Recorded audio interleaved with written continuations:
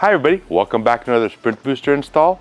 Today we're installing a Sprint Booster on this beautiful 2023 Ram 3500 diesel.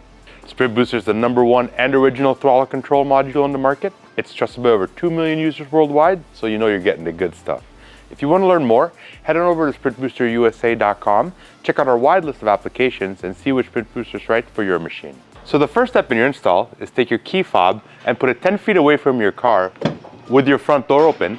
That way your CAN bus system can reset. Then we're ready to begin the install. Locate your throttle pedal assembly. Above there, you're going to see the clip to the harness. Unplug that clip and plug your Sprint Booster in line. Next up, plug your controller into the Sprint Booster, then run it up to your dash. But before you mount it on there with the provided adhesive, make sure you check that you're in the automatic setting if you have an automatic car like we do, or flick it up to the manual setting if you have a manual car. Hit the silver button to turn on your Sprint Booster, which gives you 36 unique modes, including 9 unique modes in sport mode and another 9 unique modes in race mode. Along with that, you get pedal lock mode, which is a great security feature with the Sprint Booster because it completely disengages your throttle pedal so no one can take your car out for a drive. You also have valet mode, which limits your throttle pedal output to about 30% so that when the valet gets into your car, he can't rev it out all the way and drive your car hard.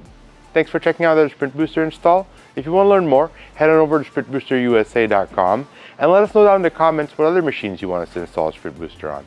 Alright, bye now.